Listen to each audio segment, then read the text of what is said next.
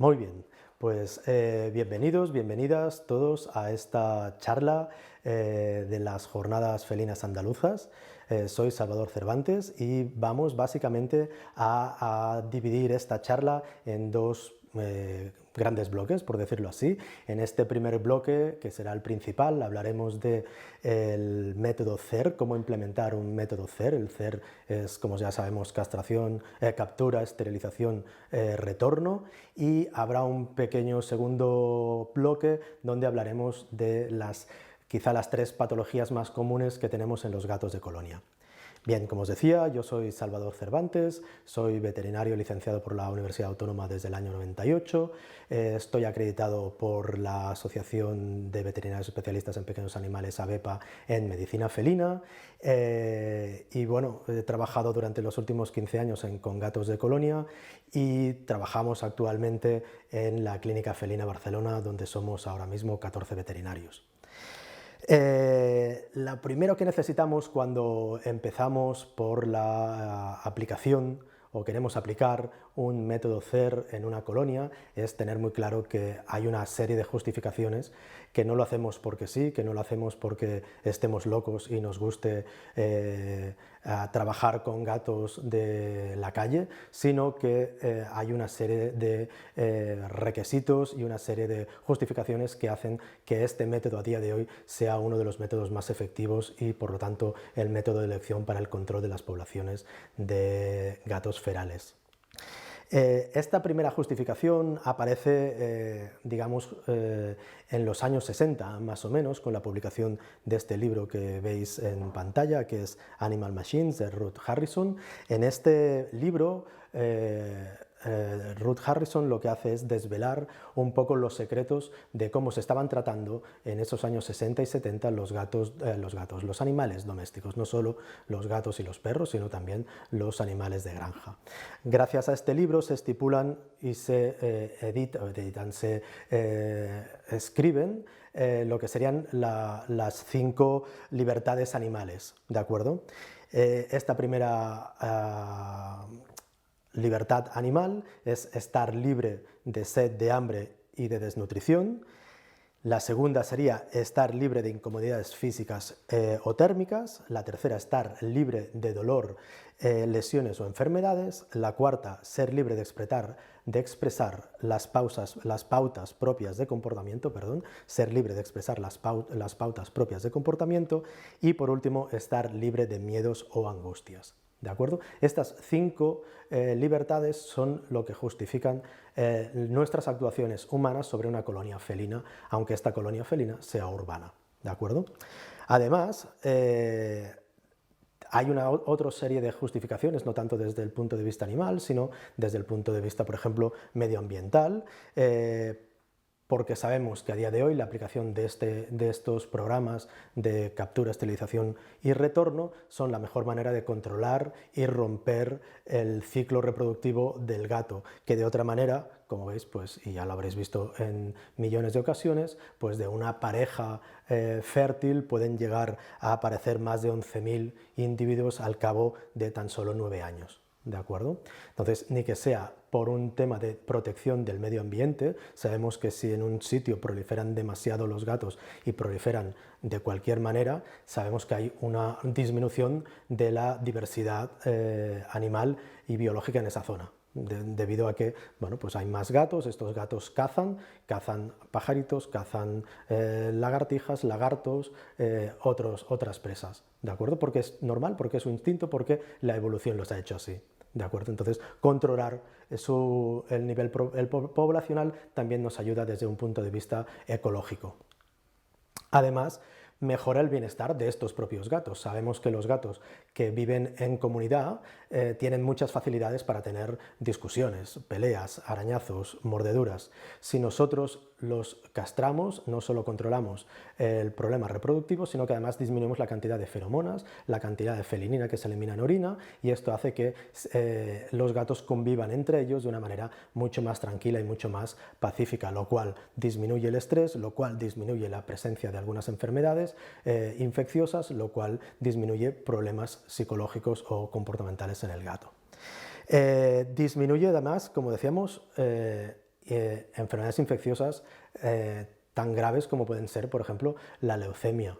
¿De acuerdo? Sabemos que el 95% de los gatos que se infectan de leucemia felina van a morir. ¿De acuerdo? Bueno, pues si estos gatos están castrados, no hay una superpoblación, los niveles de estrés son bajos, su nivel de defensas es mayor, los niveles de leucemia felina van a disminuir.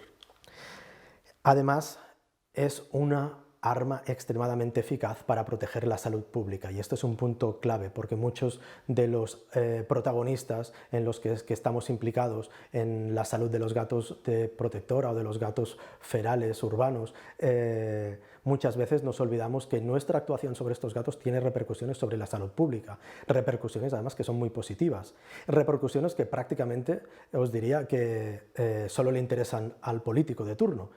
Nosotros tenemos que hacer énfasis en esta fuerza, en este factor de salud pública para que el ayuntamiento, las diputaciones nos ayuden, porque al fin y al cabo nuestro trabajo sobre estos gatos ferales está ayudando a la salud pública, a la salud de todos. ¿De acuerdo? Finalmente, sabemos que los gatos que están controlados, que van a orinarse menos, que su orina va a oler menos, van a tener menos problemas de olores, de marcajes, van a tener menos problemas de celos, se van a pelear menos, van a haber menos ruidos, y eso hace que mejore la convivencia entre humanos y gatos. Al final, como veis, son varios factores, no solo el tema, digamos, romántico sobre la salud del gato o sobre las libertades del gato que tiene como animal doméstico, sino además hay una serie de otras justificaciones que no debemos olvidar y que de hecho en algunos momentos debemos enfatizar. Muy bien, ¿cuáles son los requisitos para aplicar un programa de captura, esterilización y retorno? Bueno, pues yo lo he dividido en tres, dependiendo de los protagonistas, ¿de acuerdo?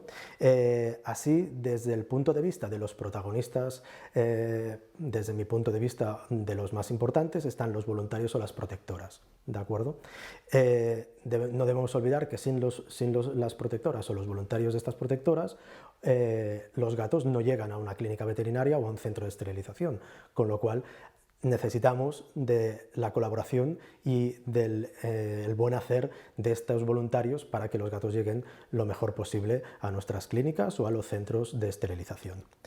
¿Qué necesitamos que sepan hacer estos voluntarios? Pues que sepan capturar, que sepan preparar una jaula trampa, que sepan relacionarse con los gatos, que no los asusten, que no los estresen, que no los manipulen en exceso, que no los junten mientras han sido capturados, que no los junten sin poner barreras físicas entre ellos, no solo porque pongas una jaula al lado del otro, es importante que al poner una jaula al lado del otro, los gatos, lo mejor es que no se vean, idealmente que no se vean y no se oigan, y ya puestos a rezar el rizo, no se vean, no se oigan y no se huelan. ¿Vale? Esto a veces se puede conseguir fácilmente si nos organizamos, los voluntarios están bien organizados y están bien educados en este sentido, ¿de acuerdo? Los voluntarios deben saber cómo transportarlos. No se puede coger un gato en una jaula trampa y llevarlo por media ciudad hasta el otro sitio sin taparlo, sin ponerlo lo más protegido posible, lo más cómodo posible si puede ser, ¿de acuerdo? Si hace frío, como es ahora a principios de enero, pues hay que intentar que el gato no nos coja demasiado frío, no se deshidrate mientras esté en la jaula trampa, por supuesto no pase hambre, etcétera, ¿vale?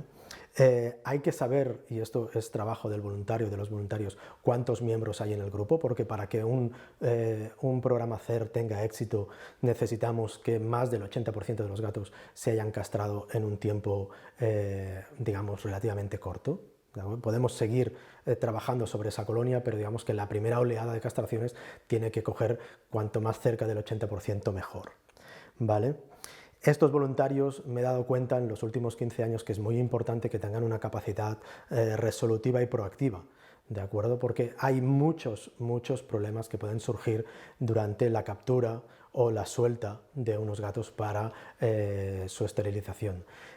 Si el voluntario se bloquea, si el voluntario no tiene el soporte de otros voluntarios con más experiencia, al final el problema es que el gato no llega o llega en unas condiciones que son peores de las que podrían llegar, y el problema es que la víctima siempre en este caso va a ser el gato, ¿de acuerdo? Con lo cual estos voluntarios deben ser educados, deben ser cultivados para que tengan esta capacidad de resolución de problemas, o al menos, si no lo tienen, puedan comunicarse con algún responsable que sí que lo tenga.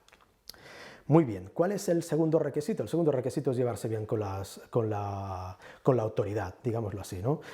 Sabemos que la administración pública es responsable de lo que le pase al gato feral o al gato que vive en los centros urbanos, y esto es por ley, no es una cosa que nos inventemos.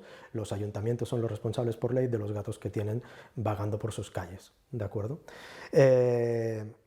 Estos ayuntamientos deben ser sensibles a esta sensibilidad, valga la redundancia.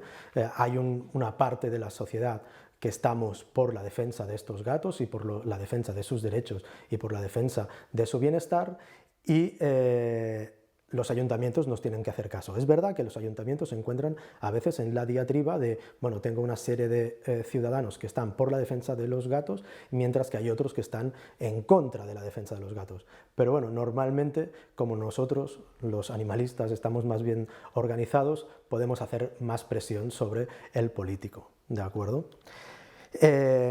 Hasta ahora a los políticos se les ha pedido básicamente ayuda económica, una ayuda económica y para de contar. De todas maneras, quizá ha llegado el momento de hacerlos implicar de una manera más profunda en esto del control de las colonias, llamémoslo así, ¿de acuerdo? Yo creo que ha llegado el momento. Hay que implicar a estos ayuntamientos, hay que pedir a estos ayuntamientos que tengan veterinarios municipales para que puedan hacer la parte que les corresponda, ¿de acuerdo? Es verdad que cuando ponemos más protagonistas por el medio, pues a veces se enlentecen las cosas o se hacen con un exceso de burocracia, pero creo que estamos todos obligados a entendernos. Aquí, por un lado, las protectoras y los voluntarios, los ayuntamientos y los veterinarios que colaboramos con vosotros, con lo cual estas tres patas de esta silla se tienen que llevar bien para que la silla no se mueva, ¿de acuerdo? Muy bien, finalmente, ¿qué se le pide? ¿Cuáles son los requisitos que se le pide al veterinario clínico que va a estar implicado con el programa CER? Bueno, pues lo primero que se le pide es que proporcione la medicina quirúrgica más adecuada, más moderna, sin hacer barbaridades propias de otra época. Si estamos en el 2021, pues hay que poder operar a estos animales con técnicas del 2021, ¿de acuerdo? Tanto anestésicas como quirúrgicas. Hay que aportar este conocimiento, y este conocimiento debe ser reciclado. O sea, si no lo tienes, lo coges, y si lo tienes, lo reciclas, pero no te puedes quedar castrando como castrabas a mediados de los 90. ¿De acuerdo?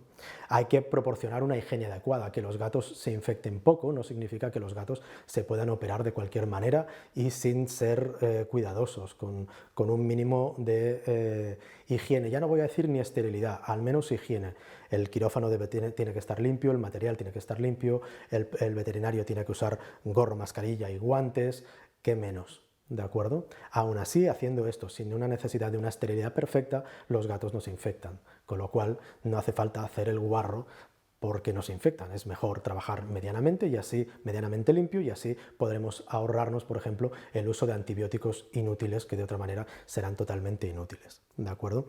Es importante recordar al veterinario que una buena técnica anestésica y quirúrgica en gatos de la calle da una mortalidad máxima del 0,15%. Si los veterinarios tienen más de una mortalidad superior a este 0,15%, deben revisar su método anestésico, su método quirúrgico y su método de analgesia y higiene, ¿de acuerdo? Porque no es normal, los gatos de la calle mueren tanto o menos que los gatos de casa, con lo cual hay que ser conscientes de esto. A veces he tenido la mala suerte de tener que trabajar con clínicas veterinarias que tenían mortalidades de gatos de la calle del 1, del 2%. Esto no es aceptable, algo estás haciendo mal y tienes que saber corregirlo. Hay que ser un poco de autocríticos y mirar qué es lo que no estamos haciendo bien, ¿de acuerdo? Otra de las cosas que a veces los veterinarios hacemos mal es intentar devolver los gatos tarde, es decir, bueno, que se quede aquí a pasar la noche, que se quede aquí un par de días, porque así controlamos el posoperatorio y miramos que no se infecte. Sabemos que esto no es así. El gato, por cada hora fuera de su colonia que va a tener más problemas para volver, con lo cual el gato, a la que esté despierto, esté comiendo y esté bebiendo, se tiene que devolver cuanto antes a su colonia, ¿de acuerdo? Con lo cual, el prolongar tiempos postquirúrgicos lo único que nos va a dar son disgustos. Finalmente hay que intentar, y sobre todo en estos gatos que van a salir inmediatamente a la calle, hacer las incisiones lo más pequeñas posibles. ¿De acuerdo? Luego creo que tengo unas fotografías donde podéis ver exactamente las incisiones que estamos haciendo ahora mismo en gatas. Muy bien. Entramos en este subgrupo, digamos, o subcapítulo de partes que implican en el CER. Lo hemos justificado, hemos hecho los requisitos previos, vamos a ver cuáles son las fases ahora mismo de este plan de CER, que sería la castración, captura, esterilización y retorno. Como veis, tenéis en la pantalla los tres, en las columnas tenemos los tres protagonistas, y en la primera de todos vemos, la primera columna, tenemos las diferentes fases de lo que sería, a mi entender, el proyecto, la aplicación de un proyecto CER. Como veis, hay una primera fase de estudio, después viene una fase de preparación, fase de captura y traslado, la fase de esterilización y control sanitario, el posoperatorio y el retorno, y después una que he añadido que es la fase de mantenimiento. Bien, en esta primera fase de estudio, el único que trabaja o debería trabajar correctamente aquí es el ayuntamiento. Es el ayuntamiento, si nosotros queremos imaginar, vamos a ponerlo en un mundo ideal, normalmente no funciona así, vamos a hacerlo en un mundo ideal, tenemos unos gatos que han aparecido en varias zonas de un vecindario y queremos crear una colonia para poder atenderlos correctamente. Bueno, pues deberíamos dirigirnos al ayuntamiento, el ayuntamiento debería pasar esto al veterinario municipal, el veterinario municipal debería hacer un estudio de viabilidad completo y elegir cuál es la zona ideal para esos animales, teniendo en cuenta todo, no solo las necesidades de construcción o no solo las necesidades humanas, sino también las necesidades del gato. ¿De acuerdo? Si nosotros logramos implicar al ayuntamiento, ya os digo que esto es extremadamente difícil, en esta fase, lo que logramos es una viabilidad a largo plazo de esa colonia brutal, porque tenemos un papel, un estudio que ha firmado un funcionario del ayuntamiento, que en este caso además está validado para eso, que es el veterinario municipal. ¿Vale?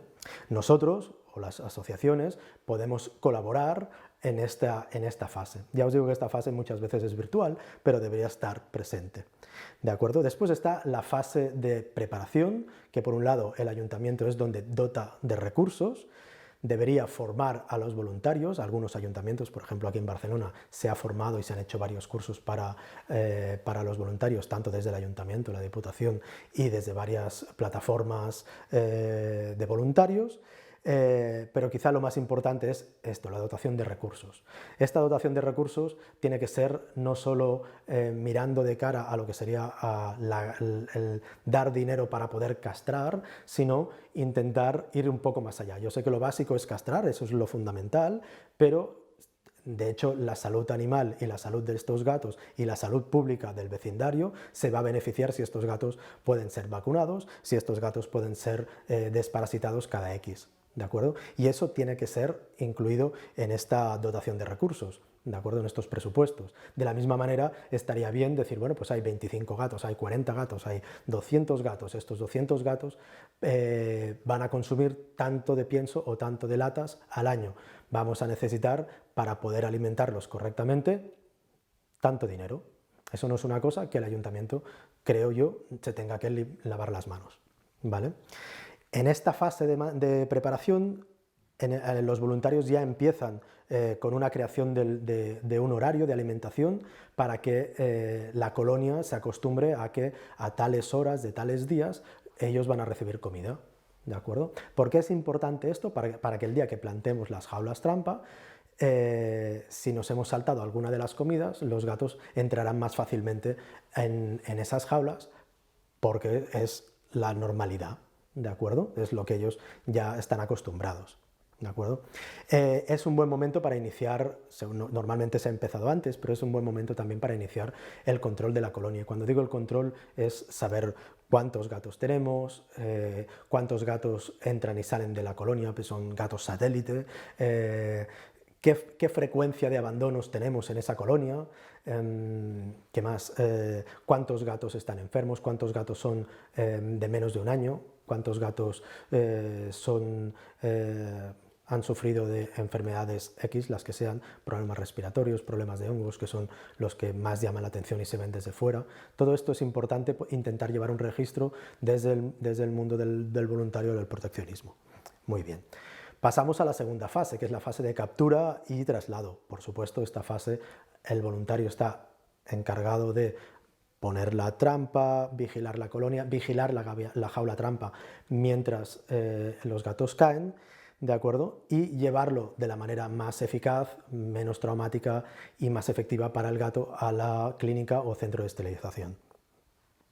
En la siguiente fase, lo que sería la fase de esterilización y control sanitario, el voluntario debería seguir con la vigilancia de la colonia para ver que mientras hemos extraído X gatos en la colonia no pasa nada, no hay peleas, no aparecen cachorros que no teníamos controlados buscando a la madre porque nos hemos llevado sin querer a la madre para la castración y ahora no tienen que mamar, etc.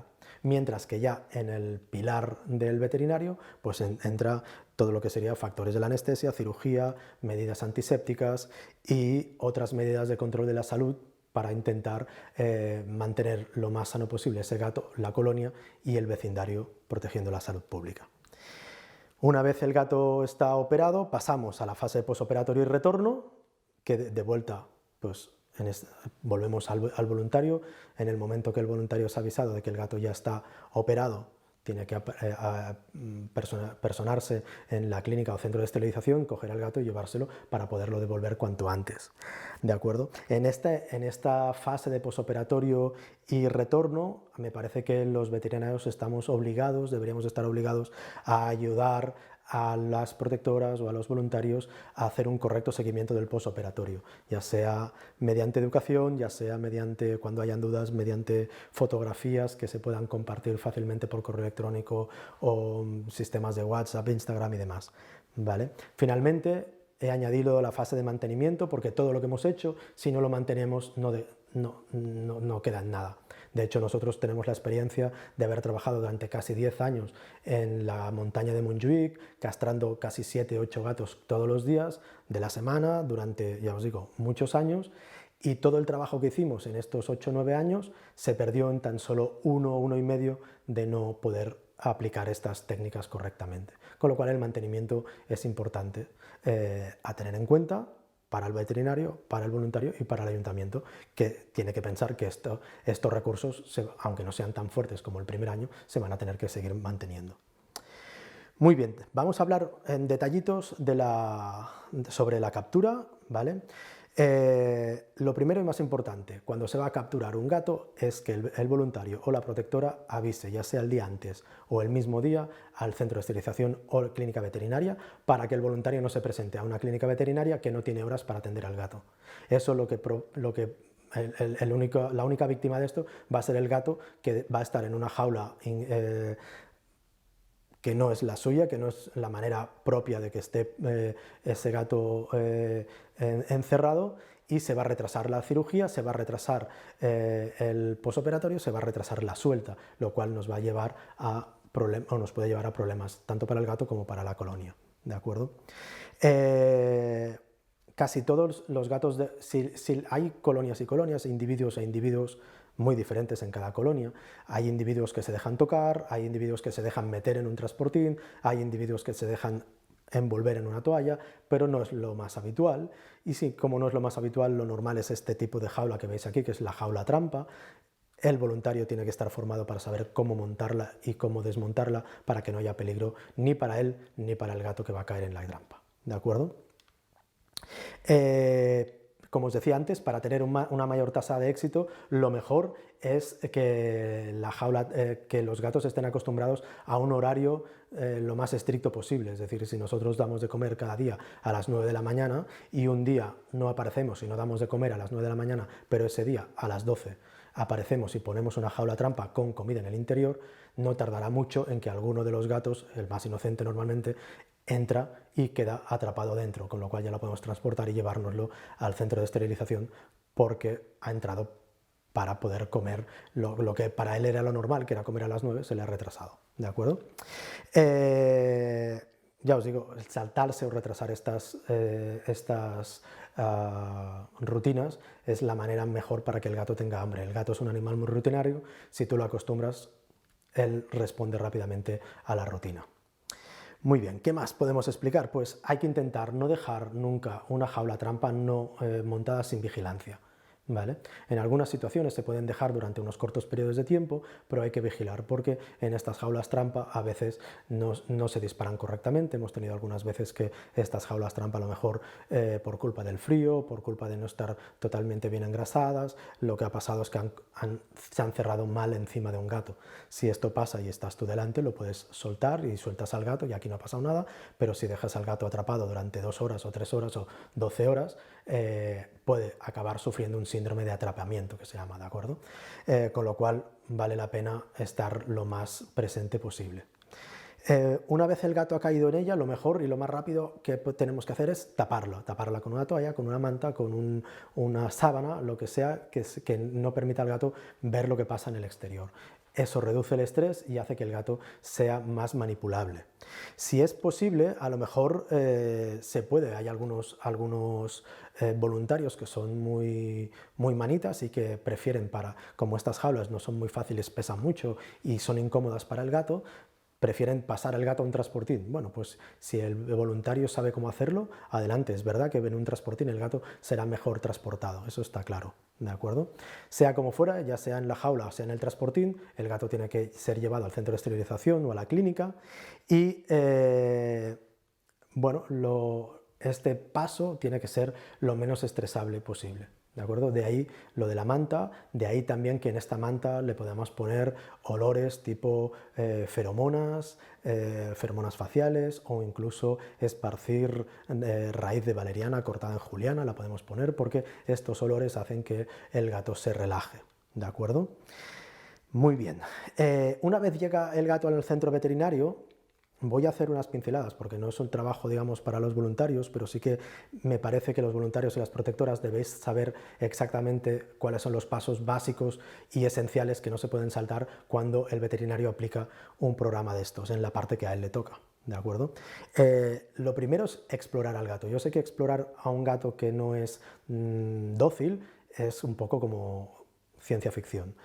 Pero una cosa es que no puedas tocar y no puedas auscultar o no puedas palpar, y otra cosa es que no te miras al gato, que prepares una anestesia y lo pinches directamente, ¿de acuerdo? Esta exploración es lo que llamamos una exploración hands-off o sin manos, en la que el veterinario tiene que mirar pues cómo está de condición corporal, cómo respira el gato, si el gato respira bien o no, si tiene heridas o si tiene lesiones que nos hagan pensar que no está respirando bien, por ejemplo. ¿De acuerdo? Podemos mirar cómo de rápido se hinchan y deshinchan los pulmones, si respira con la barriga o no. Todo esto nos hace pensar, a lo mejor hay un problema bronquial o un problema pulmonar o un problema cardíaco. Voy a intentar variar un poco la anestesia para que este gato no sea dormido de cualquier manera. Pues se puede hacer y se debería hacer. Hay que preparar, una vez tengamos esto hecho, una combinación anestésico, analgésico y sedante, que lo que busca es una combinación de 4 medicamentos, 3, 4 medicamentos para todos juntas, lo que llamamos un cóctel anestésico, que se ponen en una sola jeringuilla y se inyectan, ya sea por vía subcutánea o vía intramuscular, al gato en cuestión para que el gato se duerma. ¿De acuerdo? Hay que intentar hacerlo lo más atraumático posible. Normalmente nosotros aquí en la clínica felina lo que hacemos es que destapamos una parte de la jaula trampa o del transportín, el gato en el momento que ve la luz en ese lado se aparta lo más posible o se va al extremo contrario lo más oscuro posible y ahí ya le está esperando el anestesista, en este caso soy yo, que directamente muchas veces ya es que ni le pincho, dejo preparada la aguja y el gato en el momento que se aprieta se pincha él mismo la aguja, como lo hace él a su ritmo, casi no se da cuenta, inyecto y aquí hemos terminado. 5 o 10 minutos más tarde el gato está sedado o anestesiado. ¿Vale? De esta manera no lo forzamos, no lo apretamos, no lo tenemos que apretar contra nada, con nada, simplemente jugamos con las luces, ¿de acuerdo? El gato es un animal de guarida, la guarida es un sitio oscuro, si tú le acercas una luz por un lado, se va al otro extremo, es lo normal, ¿de acuerdo? Una vez inyectado el gato, se vuelve a tapar todo entero y se intenta que no hayan ruidos, que no hayan olores, que sea todo lo más tranquilo. Si en la clínica en cuestión, por ejemplo, no tienen una zona de hospitalización especial para gatos, pues por ejemplo en la sala de rayos. La sala de rayos normalmente son las paredes muy gruesas, la puerta está aplomada, está bastante aislada de ruidos, ¿vale? Muy bien, yo os he puesto aquí a nivel de informativo la combinación que nosotros utilizamos y como veis son 4 medicamentos, que por un lado está la medetomidina o la dexmedetomidina, después está la ketamina, después está el midazolam y después está el butorfanol. Es verdad, hay mucha gente que va a decir, bueno, pues el butorfanol solo no quita bien el dolor, ¿correcto? Por eso utilizamos las técnicas de anestesia local. ¿De acuerdo? Os puedo garantizar que con este protocolo lo que logramos es que los gatos no tengan dolor, no se acuerden de que han venido y sean dormidos y despertados tan rápido y digamos, si tan rápido son dormidos y se han despertado tan rápido como el anestesista, que eso yo quiere. ¿De acuerdo? Tenéis ahí las dosis que normalmente utilizamos y bueno, por si lo queréis comparar con las técnicas que utiliza vuestro veterinario o porque a lo mejor empezáis a trabajar con un veterinario que no tiene experiencia en este sentido y va un poco perdido y bueno, pues mira, Salva en Barcelona utiliza esta combinación. Muy bien, como os decía, una vez ya tienes al gato dormido, hay una serie de cosas que son, digamos, innegables. Hay que hacerlas siempre, sí o sí. La primera es que si es una gatita, habría que intubarla siempre, ¿de acuerdo? Por rápido que vayamos, por ejemplo aquí mis cirujanas, una gatita tarda entre 13 y 15 minutos en ser operada, pero 13-15 minutos sin recibir una cantidad suficiente de oxígeno puede dar un problema de hipoxia, puede dar un problema cerebral o un problema renal, ¿de acuerdo? Que a lo mejor no vemos aquel día, pero lo vemos 5 o 7 días más tarde, con lo cual hay que intentar siempre perder el tiempo, intubar a la gatita y administrar oxígeno suficiente para que evitemos este problema. ¿De acuerdo? Nosotros, tanto en gatos como en gatas, intentamos siempre cateterizar, poner un catéter intravenoso para administrar fluidos y sobre todo para que en el caso de que haya un susto, Dios no lo quiera, pueda reaccionar rápidamente. ¿De acuerdo? Es verdad que en gatos muchas veces, como la cirugía dura de 3 a 5 minutos, pues muchas veces lo que se hace es la aplicación de oxígeno mediante mascarilla. ¿De acuerdo? Bueno, pues si se puede, es mucho mejor administrar mascarilla que no dejar al gato respirando el oxígeno del aire. Pensar que en el aire tenemos un 21% de oxígeno, mientras que si aplicamos una mascarilla estamos hablando de 75-85% de oxígeno, lo cual hace que el gato con mucho menos inspiración se oxigene correctamente. ¿Vale? Siempre en todos estos gatos, y más en invierno, hay que aplicar calor. Hay que aplicar calor porque la primera causa de complicación perianestésica es la hipotermia. El gato es muy pequeño, tiene un ratio de superficie y volumen muy grande y pierde calor muy fácilmente, y más si abrimos la barriga. Si abrimos la barriga de la gatita, el calor se pierde de manera extraordinaria. Con lo cual, estos gatos, ya sea mediante hay diferentes sistemas, lámparas de infrarrojos, colchones de aire caliente, colchones de agua caliente, diferentes sistemas. Hay que aplicar calor durante la cirugía y en el postoperatorio inmediato, hasta que el gato se despierta y empieza a comer. Nosotros recomendamos siempre también la administración de un antiinflamatorio no esteroideo, de un AINE. Normalmente utilizamos meloxicam, ribonecoxib o carprofeno. Son los 3 que más utilizamos para estas cosas, que nos van a ayudar a que el gato, tanto sea gato o gata, no tenga dolor las siguientes 24 horas postquirúrgicas, o si tiene, tenga mucho menos. ¿De acuerdo? Vendría a ser, entre comillas, un ibuprofeno, pero para gatos, ¿de acuerdo? No utilicéis el ibuprofeno y mucho menos el paracetamol, pero para que me entendáis, un analgésico tipo aspirina para quitar el dolor, ¿de acuerdo? Como veis en las fotografías, hay el tamaño de las incisiones que estamos haciendo hoy en día para quitar ovarios y matriz, por ahí lo quitamos todo, ¿de acuerdo? ¿Se puede quitar solo los ovarios? ¿Vale? Se ha demostrado que se puede quitar solo los ovarios, pero mediante esta incisión que es de no más de 1 centímetro, somos capaces de quitar ovarios y matriz, pues lo quitamos todo y todo esto que evitamos al gato. El precio es el mismo y ya está. Nosotros también, además del antiinflamatorio no esteroideo, además administramos fluidos templados subcutáneos. Cogemos Ringer lactato o cogemos suero salino fisiológico, le añadimos potasio de mantenimiento, lo calentamos y lo administramos debajo de la piel, del orden de 50 a 150 mililitros por gato, dependiendo del tamaño. ¿De acuerdo? Eso ayuda a que el gato no se nos deshidrate, pueda eliminar bien los medicamentos que se eliminan vía renal, ayuda a mantener la presión arterial y hace que si el gato, una vez es devuelto a la colonia, está unas horas que no come o no bebe correctamente, sabemos que no hay riesgo de deshidratación. En estos casos, o llegados a este punto, mejor dicho, si queremos, podríamos, si hemos quedado así con el ayuntamiento, si hemos quedado así con la protectora, se pueden aplicar las vacunas. Está demostrado científicamente que las vacunas aplicadas en este momento van a funcionar, ¿de acuerdo? Con lo cual vale la pena, si tenemos ese dinero para dedicar, lo podamos vacunar. ¿Cuáles son las vacunas que podemos vacunar? Pues podemos vacunar de trivalente, de la vacuna de la leucemia y de la vacuna de rabia. Sé que la vacuna de rabia es muy debatible, o una cosa que se puede hablar mucho, pero a lo mejor podemos utilizar la vacuna de la rabia como palanca de fuerza para negociar con los ayuntamientos, ya que en muchas comunidades autónomas la vacuna de rabia es obligatoria.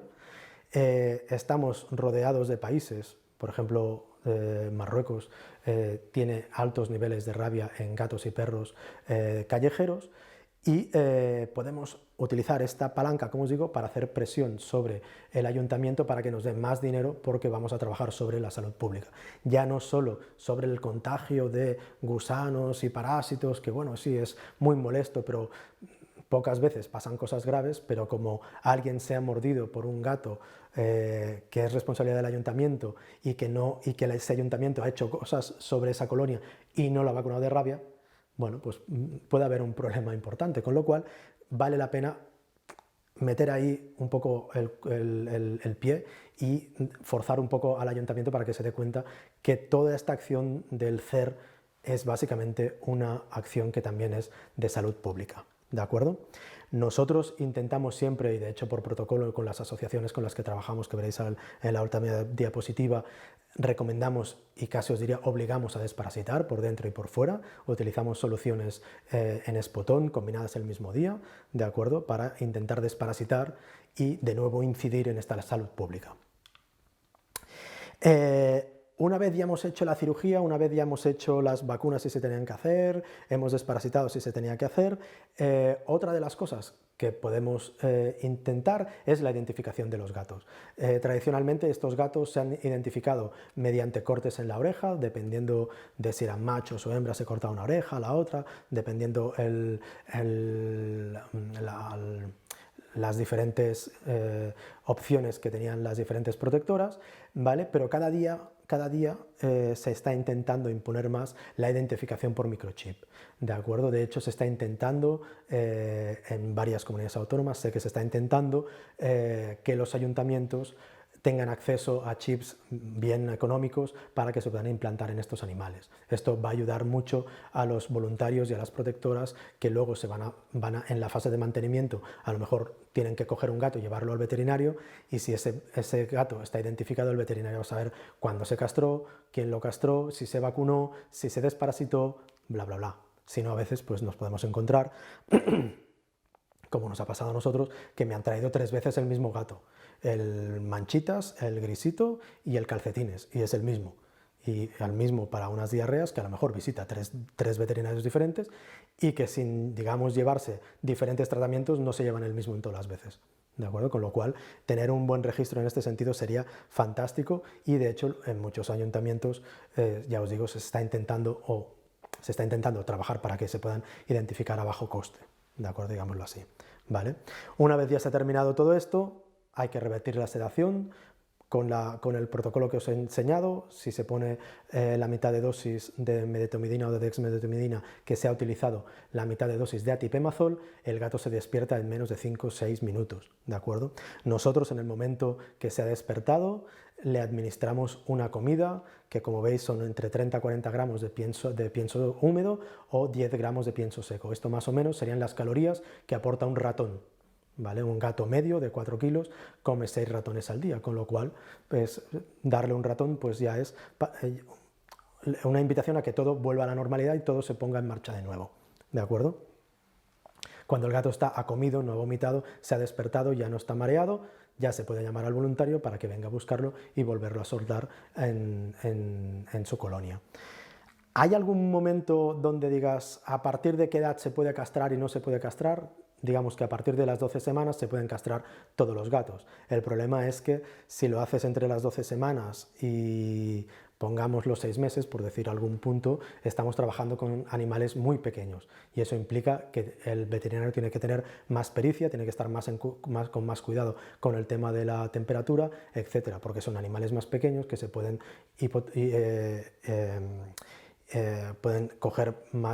pueden profundizar en el nivel de hipotermia, pueden desangrarse con más facilidad porque tienen menos volumen sanguíneo, etc. ¿Qué no se debe hacer nunca? Retrasar una cirugía por un ayuno.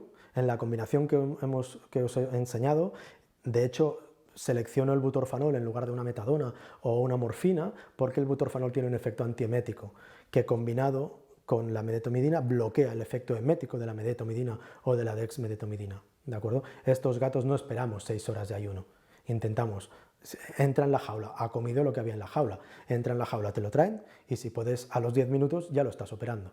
Eso, no operando, pero lo estás explorando para operarlo 10 minutos más tarde, ¿de acuerdo?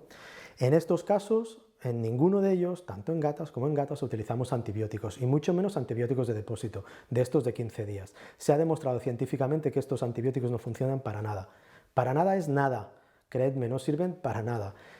Al contrario, lo único que hemos visto, y de hecho esperamos en este 2021 poder publicarlo, hemos visto que los gatos que durante la castración se les aplican inyecciones de antibióticos muy fuertes, digamos, o de largo efecto, lo que tenemos después es una selección de bacterias multiresistentes. Esto iría en detrimento de la salud pública, porque esas bacterias multiresistentes no solo están en la colonia. Eso puede llegar a pasar a los voluntarios y los voluntarios lo pueden llevar a sus casas, a sus animales o a sus familias, ¿de acuerdo? Con lo cual, como no sirven, no los utilizáis. Y si se infectan, no se infectan. Llevo 15 años haciendo así, no se infectan y como no se infectan, no lo utilicéis. Hay centenares de artículos que demuestran que esto no es necesario, así que por favor no os gastéis dinero en antibióticos que son además muy caros para proteger a estos gatos, por favor, ¿vale? Porque no les hace falta. Muy bien. Como os decía antes, no hay que retrasar el posquirúrgico o la devolución, o sea, se opera, se despierta, si queréis se mira si come y si el gato está bien, ya se suelta. No hay que esperarse al día siguiente, no hay que esperarse al cabo de 2 días. Oh, es que ahora cae en fin de semana, prefiero venir el lunes. No, ese gato por cada hora que está fuera de su ambiente le estamos complicando muchísimo la recuperación y los problemas de comportamiento que va a tener después cuando vuelva a una colonia que a lo mejor se ha acostumbrado a que él ya no esté. ¿Vale? Pensar que esto pasa muy fácilmente. En ningún caso, ninguna colonia debe ser alimentada con restos humanos, con lo cual hay que ir concienciando a los voluntarios y a los vecinos de las colonias que no alimenten con restos de macarrones, paellas y demás. ¿Vale? En la fase de mantenimiento lo más importante es vigilar, hay que vigilar, vigilar y vigilar, vigilar que no entren nuevos casos, vigilar que no nos suelten una gata que se ha quedado preñada, que es de una casa y como está preñada y ya no la quieren, la sueltan ahí. Si pasa eso, ella y los gatitos tienen que ser extraídos de ahí, si es dócil, buscarle una casa que le pueda ser adoptada y en el caso de que no pueda ser adoptada, se castran a la descendencia para que no nos altere el flujo de reproducción de nuestra colonia. ¿Vale? Entonces, desde mi punto de vista, una colonia bien cuidada es una colonia que es ejemplo de manejo a otras colonias, es ejemplo de manejo para otras protectoras, es ejemplo de manejo para otras poblaciones, es ejemplo para otros voluntarios. Nadie ha aprendido solo, todos hemos empezado de alguna manera. Al principio los que empezábamos en esto aquí en España empezábamos por ensayo y error, hoy en día ya somos muchos los que hacemos. estamos muy unidos, compartimos y no tenemos ningún problema de compartir nuestros conocimientos, pues que sea de verdad que estos conocimientos pasan de una generación a otra, de voluntarios, de veterinarios municipales, me da igual, para que la sensibilidad vaya creciendo hacia la defensa de las libertades del gato en nuestra sociedad. Muy bien. Pasamos ya rápidamente al que sería el segundo bloque, este segundo bloque de verdad que va a ser cortito, sobre las patologías más prevalentes que los voluntarios con más facilidad nos preguntáis aquí en la Clínica Felina Barcelona. La primera son las diarreas. Las diarreas son extremadamente comunes en los gatos de protectora, lo son en los gatos de casa porque de vez en cuando el gato se sube a la mesa, se come los restos de la comida que tiene su propietario y eso le sienta mal, y en las colonias pasa lo mismo.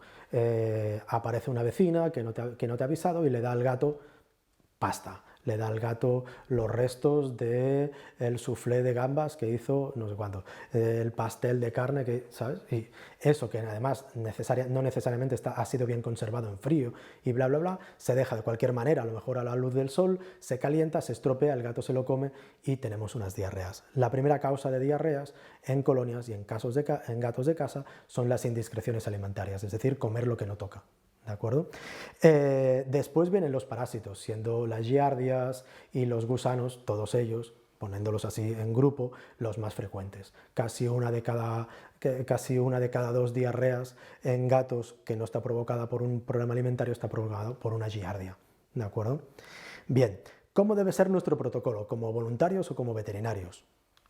Lo primero es analizar si había un cambio de dieta. A lo mejor lo sabemos, a lo mejor no. A lo mejor lo sabemos porque en una colonia pasa a menudo, pues tú tienes montada una colonia para 40 gatos y tienes dinero para este pienso X que vale tanto, yo que sé, a 6 euros el kilo, y de golpe y porrazo empiezan a aparecer gatos que te abandonan, que te traen de otra colonia, que no sé qué, y de golpe y porrazo pasas de tenerte 40 a tener 60. Y te ves obligado a decir, bueno, pues este pienso de 6 o 8 euros al kilo, ya no me lo puedo permitir porque tengo tantos gatos, tengo que bajar. Y a veces ese cambio de dieta lo provocas tú. Dices, bueno, pues ya no puedo dar esta marca, voy a dar esta marca blanca, por ejemplo. Y eso provoca una diarrea en muchos gatos, a lo mejor en la mitad de los gatos que tienes en la colonia, ¿vale? A veces pasa al revés, a lo mejor te dan una donación porque la marca tal tiene pienso a punto de caducar y te da un montón de sacos de alta gama, y esos gatos que están acostumbrados a un pienso de 6-8 euros el kilo, de golpe y porrazo le das uno de 15 euros el kilo. Y es como si de golpe fuera Navidad y San Esteban seguido para ese gato durante varios días, porque no está acostumbrado a tanto nutriente, ¿de acuerdo? Entonces, si ha aparecido un cambio de dieta, lo más interesante es volver al anterior. Solo haciendo esto, muchos gatos ya se recomponen, su flora intestinal no ha sido suficientemente dañada y es capaz de volver a equilibrarse y a volver a hacer las heces normales. En los que no, hay que seguir. ¿Qué es el otro paso que podemos hacer de manera totalmente inespecífico y que no va a hacer nunca daño? Es la administración de probióticos tipo Enterococcus faecium. Dentro de los Enterococcus faecium, más concretamente, el SF68, no es porque sí, no es porque lo diga porque me paguen o algo, sino es porque es el único que ha demostrado de forma científica en varios estudios con gatos de protectora que disminuye la cantidad de diarreas y disminuye el número de gatos con rinitis crónica. Con lo cual la administración de este probiótico puede ser interesante si lo das durante 15 días o un mes seguido. No es un producto que sea barato, aún así es mucho más barato que casi todos los otros probióticos a los que tenemos acceso. Intentar nunca dar antibióticos para las diarreas, nunca, y menos a ciegas, y menos de forma, os diría, un poco al tuntún, es decir, hoy administro una dosis de antibiótico a ya, pero este antibiótico hay que darlo 2 veces al día, ya, pero yo por la noche no vengo a dar, pues no lo des. Es mejor no darlo que darlo a medias, ¿de acuerdo? O a lo mejor das un antibiótico, pero viene otro gato y se lo come el que no tenía diarrea y acaba con diarrea ese, con lo cual solo dar antibiótico si el veterinario te lo prescribe y para cosas muy orientadas. ¿Cómo se orienta? Pues veréis ahora mismo. Para orientar un poquito, necesitamos clasificar las diarreas en si son de intestino delgado o de intestino grueso. En la pantalla estáis viendo lo que es la Fecal Scoring Chart, que le llaman la caquipedia, vulgarmente llamada, ¿vale? La foto número 1 son cacas con estreñimiento, la foto número 2 es la caca de gato tal como debería ser, de la 3 a la 6 son cacas con demasiada agua, es decir, ya hay inflamación más o menos, llamémosla así, inflamación del colon, de intestino grueso, y la 7 es diarrea de intestino delgado, ¿de acuerdo? Los gatos tienen una válvula ileocecal que separa grueso de delgado muy potente, y eso hace que con mucha facilidad, si el voluntario observa, hace fotos y las comenta con el veterinario, podáis saber si las diarreas son de intestino delgado o de intestino grueso. Eso es fundamental por dos cosas. La primera, para el tipo de tratamiento que podemos hacer dietético, es decir, las diarreas de intestino delgado, que son diarreas extremadamente acuosas, no son pastosas, son acuosas, es un charco, ¿vale? Se tratan básicamente con lo que llamamos dietas de bajo residuo o dietas gastrointestinales. Estas dietas serían pasada humana, arroz hervido con pollo, ¿vale? En gatos, dieta gastrointestinal. Me da igual la marca, me da igual lo que sea, son de bajo residuo, es decir, se absorben fácilmente y hacen que el intestino no tenga que trabajar en exceso, ¿vale? Bien. Las de intestino grueso, que son todas las que veáis entre el 3 y el 6, lo que pasa es que hay un exceso de agua y lo que necesitamos es intentar que este agua sea captada por la dieta, ya que el colon no lo puede captar, lo capte la dieta, ¿de acuerdo? Y estas suelen ser dietas ricas en fibra fermentable, es decir, fibra que viene no de los cereales, sino de frutas y verduras, de hortalizas, calabaza, calabacín, manzana, pera, kiwi, ¿de acuerdo?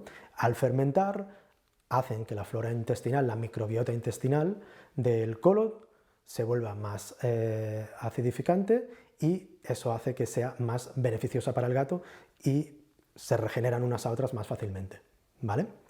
Muy bien. La otra cosa importante es que si separamos las diarreas de intestino delgado y de intestino grueso, podemos dividir en qué causa cada una, porque como veis aquí en la foto, las diarreas de intestino delgado están provocadas por unas causas infecciosas y las diarreas de intestino grueso por otras. ¿De acuerdo? Después hay otras causas que no son infecciosas, que pueden ser inflamaciones intestinales de varios tipos, alteraciones alimentarias, alergias alimentarias, tumores, inflamaciones de muchos tipos, ¿vale? Pero en gatos y en gatos de colonia las enfermedades infecciosas son las más típicas, ¿de acuerdo?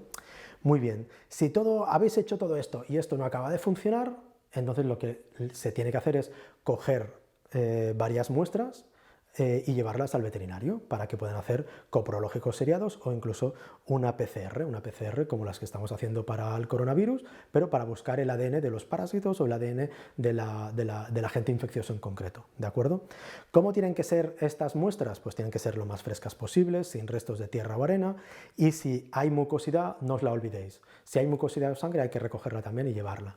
Se pueden mezclar, dices que no sé si esta caca es de este gato o de aquel, me da igual, se pueden mezclar hasta 5 cacas diferentes, incluso aunque sean de 5 gatos diferentes. Las PCR, si hacemos PCRs, son tan sumamente sensibles que nos van a dar positivo aunque solo una de ellas esté infectado, ¿vale? Pero si sabemos que, por ejemplo, en esta colonia lo que hay es un brote de giardia, nos va a dar positivo y podremos tratar correctamente, ¿vale?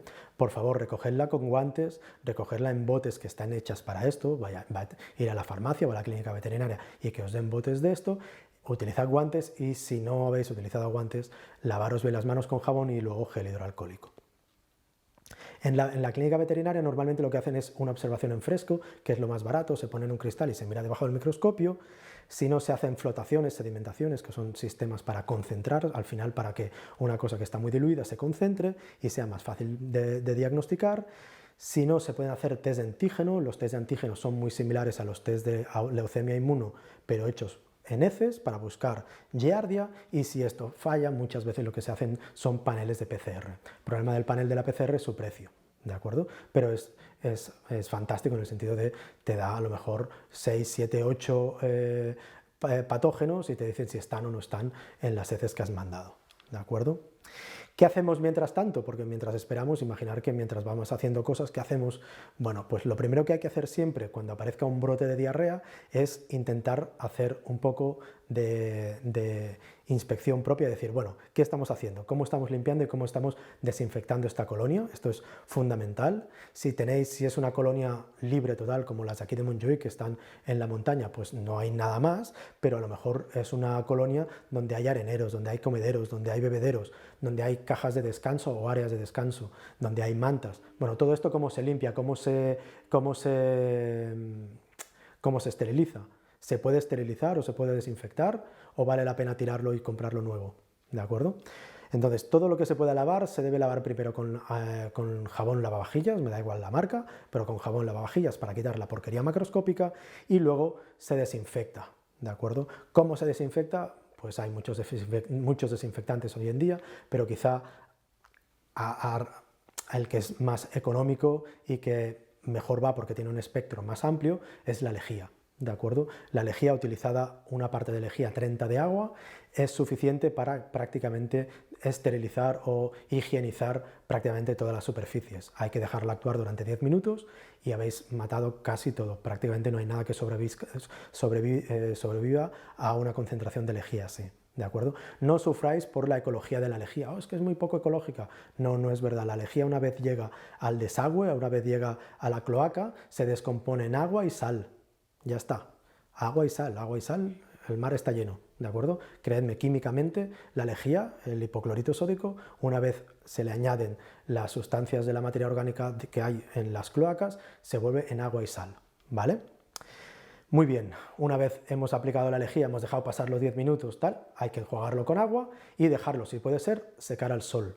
El efecto del sol tiene muchos efectos muy beneficiosos sobre posibles patógenos que han quedado ahí y que la lejía no haya podido desactivar, ¿vale? Bien, acordaros, por favor, hago mucho énfasis en los antibióticos, ¿vale? Sabéis que me ha tocado escribir más de una guía europea sobre esto y en el tema de los gatos, diarreas y antibióticos está muy claro. Los antibióticos no ayudan en las diarreas, prácticamente nunca, menos si no están diagnosticadas. Para diarreas inespecíficas dar antibióticos no van bien. De hecho, se ha demostrado que alargan el tiempo hasta la recuperación, es decir, que un gato que se puede tratar, por ejemplo, con probióticos como el que decíamos, va a tardar menos en curarse que si se trata con antibióticos, ¿de acuerdo? Bien, primera, aumentan el tiempo de liberación de algunos de los parásitos, es decir, al dar antibióticos haces que el tiempo de los parásitos se elimine durante más días. Imaginemos un caso de, yo que sé, me lo invento, coccidios, que se hubiera curado en 5 días, le das antibiótico y esos coccidios se eliminan en lugar de 5, 10 días, con la posibilidad de infectar a otros gatos de la colonia, ¿de acuerdo? Se ha visto que reducen la riqueza de la microbiota, de la flora intestinal, lo que hace que disminuya las defensas del gato. Todos sabemos por los anuncios de Danone que los probióticos van bien para estimular las defensas, porque cuanto más rica es nuestra microbiota, nuestras defensas mejor están. Y en cambio, dar antibióticos empobrece a veces durante semanas nuestra microbiota, lo cual nos hace que estemos convalecientes durante más tiempo, estamos chafados, ¿no? Que es el efecto que a veces hemos visto por culpa de los antibióticos, seguro que lo habéis notado más de uno, ¿vale? Así que a día de hoy os diría que solo, entre comillas, os dejo, digámoslo así, utilizar antibióticos y os dejo utilizar el metronidazol cuando estemos delante de infecciones por giardia. Os dejo utilizar amoxicilina cuando estemos delante de infecciones por Clostridium.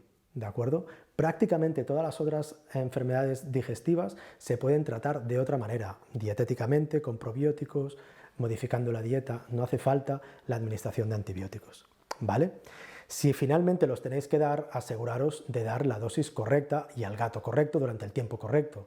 Si solo lo vas a poder dar la mitad de los días y la mitad de las tomas, no empieces. No empieces porque vas a ver los efectos secundarios y no vas a ver ninguno de los buenos. Si quieres evitar las diarreas en la colonia, no cambies de comida, intenta dar siempre la misma, de la mejor calidad que podáis soportar.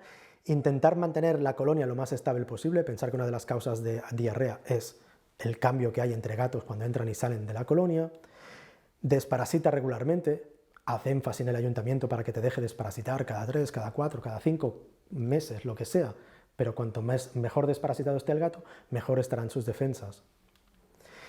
Informa y forma a los vecinos de alrededor explicando que los gatos de la colonia X están bajo la supervisión del ayuntamiento y vuestra, y que esta supervisión implica que se les está dando de comer, que por lo tanto no les den comida y que además se les está desparasitando, que lo estamos haciendo por ellos, para que sean conscientes. Podéis incluso hacer, no creo que haya mucho éxito, pero incluso como hacer botes para la próxima desparasitación necesitamos tanto dinero de más, porque el ayuntamiento nos ha dado X y necesitábamos X al cuadrado. Bueno, al fin y al cabo, eso revierte en la salud del vecindario, ¿de acuerdo? Tenerlo en cuenta, ¿vale? Pasamos a la rinitis o a los resfriados. Este todavía es más rápido. Primero de todo, es imposible tener una colonia libre de rinitis o de resfriados. De hecho, se utiliza la cantidad de resfriados o rinitis de una colonia para saber cómo de bien tratada está esa colonia, cómo de bien organizada está esa colonia. Cuando las colonias están bien castradas, con más del 80% de los gatos castrados, a lo mejor vacunados, a lo mejor desparasitados, a lo mejor bien alimentados, cada vez hay menos rinitis, cada vez hay menos resfriados. ¿De acuerdo? ¿Por qué? Porque el gato es inmunocompetente. Estas están producidas casi siempre por herpes o calicivirus, mucho más herpes que no calicivirus, ¿vale? Y después bacterias complicantes que están en la nariz normal del gato, ¿vale? Pero fijaros que son virus, no son bacterias, las bacterias son complicantes, con lo cual a un gato que tenga rinitis crónica, administrarle de forma crónica antibióticos no sirve de nada. ¿De acuerdo? Otra vez estamos en lo mismo. Estamos administrando muchos antibióticos que no necesitamos. Con lo cual a estos gatos, si tenemos individuos que están sufriendo mucho de rinitis, lo que hay que intentar es reubicar ese gato en una casa de acogida, intentar hacerle flushings, ya sean diarios o si no, sedarlo cada X meses para intentar hacer limpiezas, porque ese gato lo que tiene es una rinitis muchas veces provocada por un herpes, que ya el herpes ya no está, pero le destrozó la zona de la nariz, dentro de la nariz, y está atrófico, todo está destruido, con lo cual eso es caldo de cultivo para nuevas infecciones. Bacterianas sí, pero que no se curan con antibióticos, ¿vale? Piensa que si tienes muchos gatos y muchos de estos gatos tienen rinitis, te tienes que preguntar, ¿has aplicado bien el programa CER, lo que hemos hablado en la primera parte? ¿Tienes más del 80% castrado o no? ¿Tienes un buen protocolo de limpieza y desinfección? ¿Tienes suficientes recursos para los gatos? Por ejemplo, uno de los recursos que más difícilmente tenemos es espacio. A veces nos dan, yo qué sé, un patio interior y tenemos 20 gatos y empezamos muy bien, pero como la gente de alrededor del vecindario ve que ahí los gatos los cuidan, los empiezan a abandonar. Y al cabo de un año, en lugar de 20, tenemos 60. Bueno, pues ese espacio no lo podemos inventar, tenemos el que tenemos, pero ese hacinamiento de gatos provoca que los gatos se peleen, se infecten y compartan virus de una manera más bestia que cuando solo eran 20, ¿de acuerdo? Están bien formados los voluntarios, me he encontrado en estos 15 años de todo, y a veces me he encontrado voluntarios que sin querer estresan a los gatos porque intentan interactuar demasiado, porque los quieren tocar, los quieren peinar. Mira, esto no es un gato de casa, es un gato feral, este gato necesita espacio y necesita que tú vengas, quitas las cacas y les des de comer, no hagas nada más. ¿Vale? Entonces, a veces sin querer, con toda la buena voluntad, el voluntario puede ser una fuente de estrés, ¿vale? Finalmente, ¿lo estás alimentando con buena calidad? ¿Has podido vacunar a estos gatos? Si no, bueno, la vacunación ayuda, no es que lo elimine, pero ayuda, porque estás orientando, es como ahora, ¿no? Las vacunas del COVID no van a solucionar el problema al 100%, pero van a ayudar, ¿de acuerdo? Seguro que vamos a estar todavía meses, si esperemos, crucemos los dedos que no sean años, con mascarillas y cosas así, ¿verdad? Pues las vacunas ayudan, pero no son la panacea. Bien. Finalmente, en casos muy concretos donde la cosa se nos cronifique, podéis mirar de administrar antiinflamatorios, como los que hablábamos antes, ¿no? Antiinflamatorios no esteroideos, como el meloxicam, el robenacoxib, de forma crónica o semicrónica, mezclados con la comida en el gato en cuestión. Podemos, en casos muy concretos, dar antibióticos, pero en casos muy concretos que nos aseguremos que el gato va a tomar el antibiótico de forma correcta, si no, no sirve. No sirven de mucho las inyecciones del depósito para estas infecciones. Para lo que mejor van estas inyecciones son para las dermatopatías bacterianas y para las infecciones urinarias, con lo cual problemas de nariz, problemas respiratorios no suelen ser muy efectivas. Y puedes mirar también de intentar estimular las defensas mediante, pues como os decía antes, la administración de Enterococcus, en concreto el Enterococcus faecium SF68, que es con el que se han probado y se ha demostrado que aumentan el número de glóbulos blancos, aumenta la concentración de inmunoglobulinas de anticuerpos en las mucosas, etc. ¿Vale? Como veis, os dejo un vídeo. Aquí tenemos a Samuel. Samuel es un gatito que salió del CAC. Fijaros la cantidad de moco que su propietaria saca de la nariz. Se está segundos sacando. Bien, eso es porque Samuel tenía directamente toda la cavidad nasal destruida. No habían cornetes, todo era un espacio, y ese espacio se llenaba de moco y cada día había que limpiarle así los mocos 2 veces al día. ¿Vale? Claro, Samuel es un gato que, aunque sea de protectora, es muy bueno y se deja. Hay gatos que no se dejan, pero si se dejaran, pues perfecto, ese es el sistema. Finalmente, para acabar, 2 cositas de las dermatopatías, ¿vale? Como veis en el vídeo, es un vídeo un poco asquerosete, pero es un gatito que está sedado y todo lo que veis ahí son pulgas, ¿de acuerdo? Las pulgas, las garrapatas, los piojos son los parásitos los ácaros, que con más facilidad tienen los gatos de colonia, ¿de acuerdo? Cualquier cosa que le pase a la piel del gato, el gato va a responder igual. De hecho, el gato tiene 5, 6, 7 máximo maneras de responder, con lo cual a veces delante de una inflamación por una alergia de algo que respira, va a tener la misma respuesta que a pulgas, o va a tener la misma respuesta si tiene una alergia alimentaria.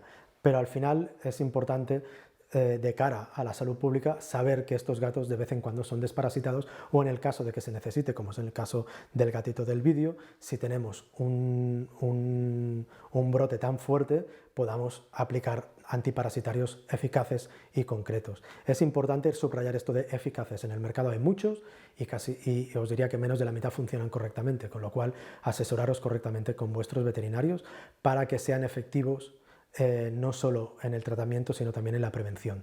Pensar que hay la diferenciación de productos que sirven para prevenir, productos que sirven para tratar, productos que sirven para prevenir y tratar, ¿de acuerdo? En el caso de las pulgas en concreto, pueden llegar a ser muy peligrosas. Pensar que 100 pulgas se alimentan de 1 a 5 mililitros al día de sangre, ¿vale? En el caso de un gatito, pues que no tiene mucha sangre, puede llegar a producirse una anemia fatal y acabar matando al gato, ¿vale? ¿Cómo se tratan estas cosas? Pues como os decía, normalmente es con pipetas o pastillas. Hoy en día también tenemos pastillas, pero quizá una de las cosas más importantes es evitar el hacinamiento. Sé que es muy difícil porque cuando tienes, como os decía antes, sitio para 20, pero acabas teniendo 60 o 80 gatos, pues los tienes y ya está. Pero tenéis que luchar para que vuestra colonia, si es de 20, sea de 20 y no sea de 50, para intentar que esos gatos puedan tener sus libertades, que decíamos en la primera diapositiva, salvaguardadas. Si no, somos nosotros mismos los que aplicamos, digamos, pautas de mal comportamiento en este sentido, ¿no? Muy bien. Intentar, cuando trabajéis contra los parásitos, trabajar de forma combinada con todas las herramientas que tengáis para hacerlo mejor, no solo con pipetas, o no solo con una pipeta, o no solo con una pastilla. Intentar combinarlo para utilizarlas todas de manera que los gatos estén lo más limpio posible con el mínimo gasto. Asegúrate de que el ayuntamiento ha guardado una parte del presupuesto para esto, porque esto es salud pública, igual que la castración e igual que las vacunas. Trabaja codo con los veterinarios, porque esto de la prevención de los parásitos es una de las industrias que más dinero da a nivel de las farmacéuticas, y están saliendo siempre digamos, actualizaciones de productos, ¿de acuerdo? Con lo cual, el producto que funcionaba muy bien hace 10 años a lo mejor ahora no funciona, o ha sido sustituido por un producto que es mejor. Tenlo en cuenta, porque a lo mejor estás gastando dinero para cosas que podrían ser tratadas de manera más barata o mejor. Y publicítalo. Y creo que es una de las cosas más importantes que debéis hacer en colonias que están en sitios muy cercanos a comunidades humanas. Estamos trabajando con estos gatos están siendo castrados, estos gatos están siendo alimentados, estos gatos están siendo desparasitados para tu protección. Tenerlo en cuenta, para que tus nietos, para que tus hijos puedan ir al parque y no se infecten de parásitos, porque estamos trabajando de gratis un montón de gente para tus hijos y tus nietos. Y, perdón, pensaba que ya terminaba, queda solo el de los hongos. Los dermatofitos o los hongos que son infecciosos para personas, a veces se contagian de gato a gato, de animal a animal, no necesariamente un gato, a veces por culpa de tierras húmedas, ¿de acuerdo? Muy pocas veces hay que trabajar sobre gatos de colonia, porque si trabajas con todo lo que hemos hablado hasta ahora, todo el tema de castración, todo el tema de manipulación, alimentación, probióticos, bla, bla, bla, no se estresan, esos gatos viven de manera estable, casi el 100% de los gatos se van a curar de las infecciones por hongos en el momento que sean inmunocompetentes, es decir, que los hongos entran en contacto en el gato, sobrecrecen en el gato cuando las defensas del gato bajan, el gato le aparecen lesiones, que estas son lesiones de persona, pero le aparecen unas lesiones similares, y cuando el gato se reviscola, le suben las defensas, ¡pup!, otra vez al subir elimina la infección. ¿De acuerdo? Con lo cual, muy pocas veces hay que coger y limpiarlos a todos, separarlos y tal. En los casos que se tenga que hacer, que es porque no curan o porque la dermatopatía por hongo se extiende, es porque no son inmunocompetentes, tendrán inmunodeficiencia, leucemia, otras infecciones, alguno de los gatos de la colonia le hace bullying y está extremadamente estresado, no tiene acceso a los pilares básicos de alimentación y eliminación, son animales muy jóvenes, son madres que están embarazadas o en lactancia, ¿de acuerdo? Pero si alguna vez necesitáis tener que llegar a hacer algo sobre casos concretos, lo primero que tenéis que tener en cuenta es, uno, ir con mucho cuidado porque estos os podéis infectar vosotros. No es que sea muy grave, pero puede ser muy molesto, porque mira, si es como en el brazo, como en la foto, pues no pasa nada, pero si te lo contagias y lo coges en el pelo, a mí nada porque no tengo, pero los que tengáis, pues si tenéis una melena os puede quedar ahí una areola sin pelo y que puede tardar varios meses antes de salir, ¿de acuerdo? Con lo cual, después de manipular estos gatos, lavaros bien, aplicar gel hidroalcohólico, etcétera, etcétera, ¿vale? Siempre que podáis separar a los positivos de los negativos, en los casos que tengáis que actuar, fijaros en el gatito que tenéis en pantalla, pues estas son las lesiones típicas, típico en un gatito, es muy, muy habitual. Eliminar de esa colonia que tengáis un brote de hongos, eliminar todas aquellas superficies que no sean esterilizables por lejía, todas las mantas, todos los rascadores que hayáis hecho con cuerda, todo esto fuera, ¿vale? Y los gatos que sean tocables, esos gatos que sean tocables, intentar aplicar una solución desinfectante con los productos que veis, enilconazol, clorhexidina climbazol o cal sulfurada, ¿vale? Aquí en España encontrar cal sulfurada es un rollo, cuesta muchísimo, a veces ni se consigue, pero es verdad que con una sola aplicación a la semana tenemos bastante y normalmente con 2 o 3 aplicaciones hemos terminado. En cambio los otros productos, clorhexidina climbazol y enilconazol, necesitamos 4 días. Muy bien. Acordaros que casi todos los gatos se curan antes de 100 días si son inmunocompetentes, con lo cual no te agobies a empezar a administrar antifúngicos. Si no se curan los gatos que no se han curado, busca causas de inmunodepresión, llévalos al veterinario y que hagan un protocolo de inmunodepresión o inmunodepresión. Aquí en Barcelona actualmente la causa típica de la inmunodepresión es el hacinamiento, demasiados gatos juntos y la falta de un buen programa de captura, esterilización y retorno, con lo cual aplicaros a la primera parte de la charla. Nada más, muchísimas gracias por vuestra atención, gracias a las protectoras como veis aquí, el Jardinet dels Gats, VGats, Vallescats, Cergat de Corbera, Universigats y el Gats de la Sagarra, que son las protectoras con las que nosotros trabajamos, pues casi el 40% del trabajo que hacemos en la Clínica Felina Barcelona es con ellos. Les agradecemos la confianza, todo el trabajo que hacen desinteresado y nada, espero que os haya gustado. Si necesitáis alguna cosa, pues ya sabéis, podéis buscarme en la página web de la clínica y me mandáis un mail. Un saludo.